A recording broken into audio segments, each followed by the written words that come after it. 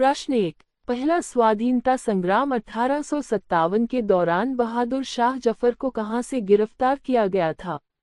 ए Delhi, B Meerut, सी Jhansi, D Lucknow. उत्तर ए दिल्ली। व्याख्या 1857 के विद्रोह में बहादुर शाह जफर को दिल्ली के हुमायूं के मकबरे से ब्रिटिश सैनिकों ने गिरफ्तार किया। विद्रोह के बाद उन्हें रंगून अब म्यांमार निर्वासित कर दिया गया। प्रश्न 2। इलाहाबाद की संधि 1765 किन के बीच हुई थी? ए अंग्रेज और शिवाजी, बी अंग्रेज और अवध के नवाब, सी अंग्रेज और मुगल सम्राट, डी अंग्रेज और टीपू सुल्तान। उत्तर सी अंग्रेज और मुगल सम्राट। व्याख्या ये संधि 1765 में अंग्रेजों और मुगल सम्राट शाह आलम II के बीच हुई थी। इस संधि के तहत मुगल सम्राट ने बंगाल, बिहार और उड़ीसा की दीवानी राजस्व संग्रहण अधिकार ईस्ट इंडिया कंपनी को सौंप दिए। प्रश्न 3। गुप्त काल में कौन सी मुद्रा प्रचलित थी? ए टंका, बी दीनार, सी रुपया, डी कौड़ी। उत्तर बी दीनार। व्याख्या गुप्त साम्राज्य के स्वर्ण सिक्कों को दीनार कहा जाता था। ये सिक्के उनकी कला और अर्थव्यवस्था की समृद्धि को दर्शाते हैं। प्रश्न 4। भारतीय राष्ट्रीय कांग्रेस के पहले मुस्लिम अध्यक्ष कौन थे? ए मोहम्मद अली जिन्ना, बी बदरुद्दीन तैयबजी, सी अबुल कलाम आजाद, डी रफी अहमद किदवई। उत्तर बी बदरुद्दीन तैयबजी। व्याख्या बदरुद्दीन तैयबजी 1887 में भारतीय राष्ट्रीय कांग्रेस के तीसरे अधिवेशन के अध्यक्ष बने। वे कांग्रेस के पहले मुस्लिम अध्यक्ष थे। प्रश्न 5। भारत छोड़ो आंदोलन का नारा किसने दिया? ए सुभाष चंद्र बोस, बी महात्मा गांधी, सी जवाहरलाल नेहरू, डी बाल गंगाधर तिलक। उत्तर बी महात्मा गांधी।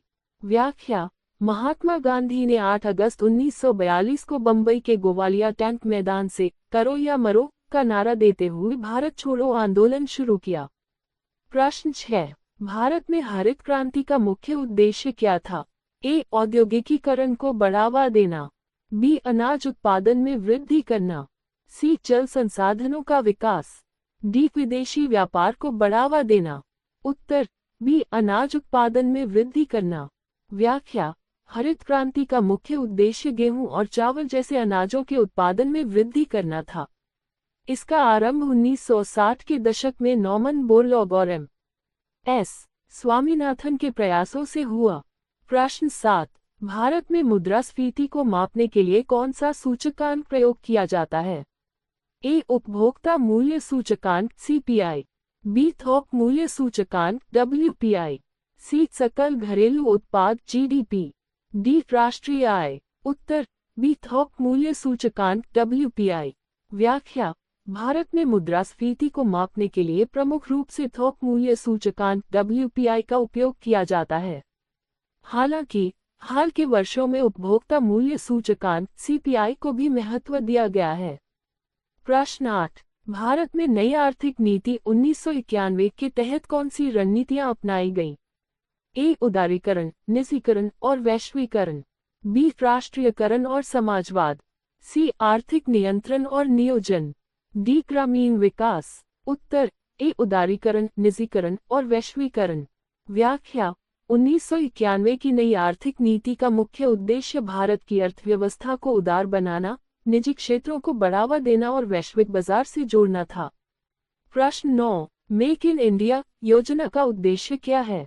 ए सेवा क्षेत्र का विकास, बी विदेशी निवेश को प्रोत्साहन, सी निर्माण क्षेत्र में वृद्धि, डी पर्यावरण संरक्षण। उत्तर सी निर्माण क्षेत्र में वृद्धि। व्याख्या मेक इन इंडिया योजना का उद्देश्य भारत को वैश्विक विनिर्माण केंद्र बनाना और रोजगार के अवसर बढ़ाना है। प्रश्न 10।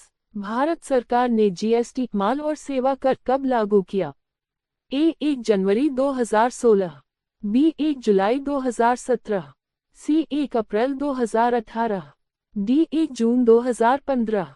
उत्तर बी 1 जुलाई 2017। व्याख्या GST को भारत में 1 जुलाई 2017 को लागू किया गया, जिससे सभी अप्रत्यक्ष करों को एकीकृत किया गया। प्रश्न 11। विश्व बैंक का मुख्यालय कहाँ स्थित है? A Paris, B New York, C Washington D, C D London. उत्तर सी वाशिंगटन डी सी। व्याख्या विश्व बैंक का मुख्यालय वाशिंगटन डी सी अमेरिका में स्थित है। प्रश्न 12 भारत की पहली पंचवर्षीय योजना का मुख्य उद्देश्य क्या था? ए औद्योगिक विकास, बी कृषि विकास, सी बुनियादी ढांचा निर्माण, डी शिक्षा का विस्तार। उत्तर बी कृषि विकास। व्याख्या भारत की पहली पंचवर्षीय योजना 1951-56 का मुख्य उद्देश्य कृषि उत्पादन को बढ़ावा देना था। प्रश्न 13 दास कैपिटल पुस्तक के लेखक कौन हैं? A Adam Smith, B Karl Marx, C John Maynard Keynes, D David Ricardo. उत्तर बी कार्ल मार्क्स। व्याख्या दास कैपिटल कार्ल मार्क्स की प्रसिद्ध पुस्तक है जिसमें पूंजीवाद की आलोचना और समाजवाद का समर्थन किया गया है। प्रश्न 14 बारदोली सत्याग्रह का नेतृत्व किसने किया? ए महात्मा गांधी, बी वल्लभभाई पटेल, सी जवाहरलाल नेहरू, डी बाल गंगाधर तिलक। उत्तर बी वल्लभभाई पटेल। व्याख्या 1928 में गुजरात के बारदोली में किसानों के अधिकारों के लिए सत्याग्रह का नेतृत्व सरदार वल्लभभाई पटेल ने किया। प्रश्न 15 हिंद स्वराज पुस्तक किसने लिखी? ए महात्मा गांधी, बी रविंद्रनाथ टैगोर, सी बाल गंगाधर तिलक, डी सुभाष चंद्र बोस। उत्तर ए महात्मा गांधी। व्याख्या हिंद स्वराज महात्मा गांधी द्वारा 1909 में लिखी गई एक प्रसिद्ध पुस्तक है जिसमें स्वराज और आत्मनिर्भरता का संदेश दिया गया है। प्रश्न 16 भारत में सबसे अधिक रोजगार देने वाला क्षेत्र कौन सा है? ए सेवा क्षेत्र, बी कृषि क्षेत्र, सी औद्योगिक क्षेत्र, डी आईटी क्षेत्र। उत्तर बी कृषि क्षेत्र। व्याख्या भारत में कृषि क्षेत्र अब भी सबसे अधिक रोजगार प्रदान करता है, हालांकि इसकी हिस्सेदारी जीडीपी में घट रही है। प्रश्न 17 आयकर अधिनियम किस वर्ष लागू हुआ? ए 1961, बी 1971, सी 1981, डी 1991। उत्तर ए 1961। व्याख्या भारत में आयकर अधिनियम 1961 में लागू किया गया था। यह आय पर कर लगाने के लिए मुख्य कानूनी ढांचा प्रदान करता है। प्रश्न 18 चंपारण सत्याग्रह का मुख्य उद्देश्य क्या था? ए मजदूरों के अधिकार, बी किसानों के अधिकार, सी शिक्षा का प्रचार, डी स्वदेशी का प्रचार। उत्तर बी किसानों के अधिकार। व्याख्या 1917 में चंपारण सत्याग्रह के तहत गांधीजी ने नील किसानों की समस्याओं को हल करने के लिए आंदोलन किया। प्रश्न 19 भारत में योजना आयोग की स्थापना कब हुई?